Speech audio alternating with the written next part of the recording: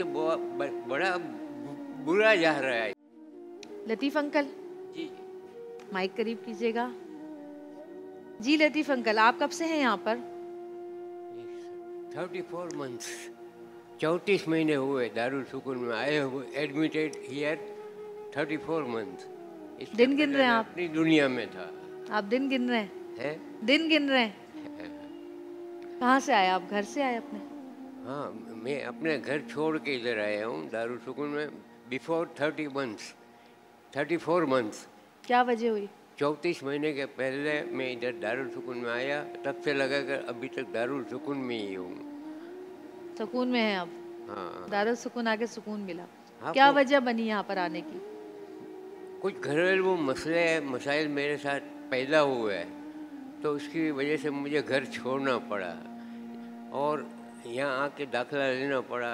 यहाँ की जो मैडम थी या जो सिस्टर कहा जाता है अक्सर, उनसे मैं मिला, अपनी मुसीबतें तकलीफ़ें बयान की, उन्होंने मुझे दाखिला दिया। तब से लगाकर यानी समझो न 1 जून 2022 से लगाकर अभी तक मैं यहीं हूँ।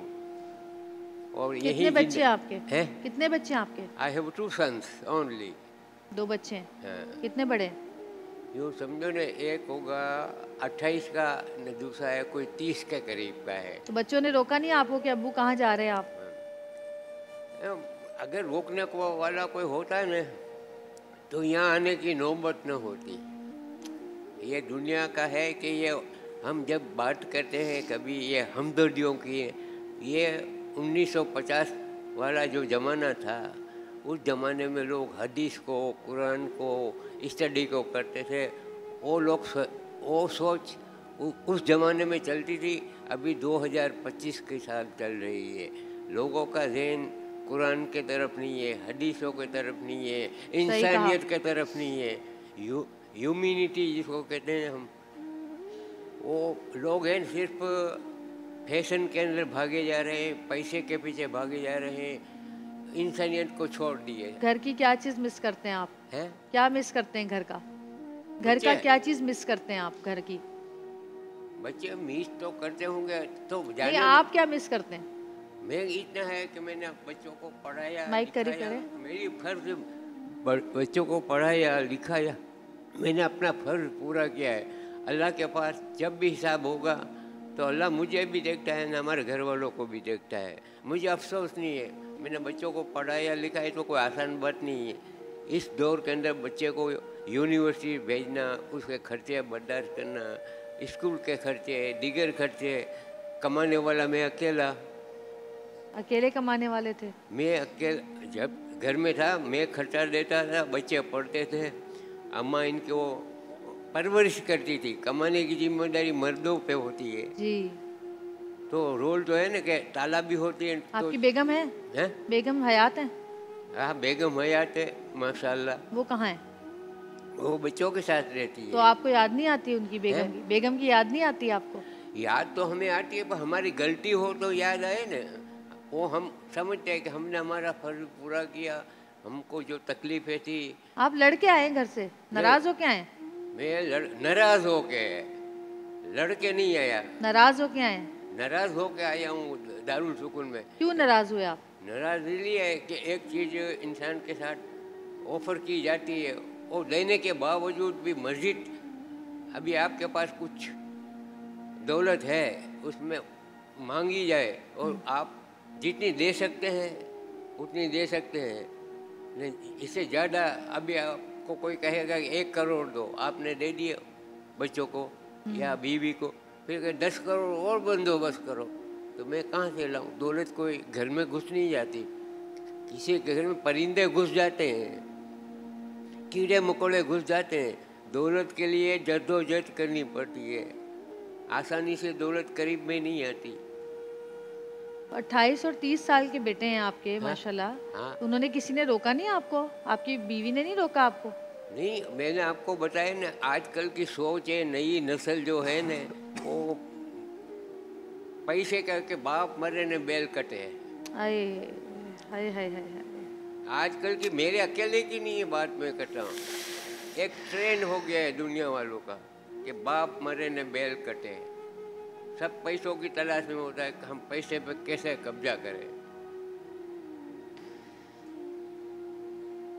वक्त बड़ा बुरा जा रहा है, ये दौर है ने, इसमें वक्त सख्ती से जा रहा है। कुरान हदीस को कोई मानता नहीं है कि हमारा भी बुढ़ापा आएगा, हम भी बूढ़े होंगे, हमें भी तकलीफें बर्दाश्त करने की, फिर भी हम मेंटली स्ट्रॉन्ग है। I have 84 years old. I am 84 years old. I am not abnormal. आपके साथ फ्रीली इस वक्त बात कर रहा हूँ। लेकिन इस उम्र के अंदर इंसान की ब्रेन है ना, वो भी ख़त्म हो जाता है। आपने अपनी बहुत एक ज़िंदगी ऐसी गुजारी है कि आपने बहुत मेहनत की है। आपको देख के लग रहा है कि आपने बहुत हार्ड वर्क किया अपनी लाइफ में, अपने बच्चों को बड़ा करने के लिए, पालने के लिए। एंटायरिंग एफर्ट्स। आप क्या काम करते थे?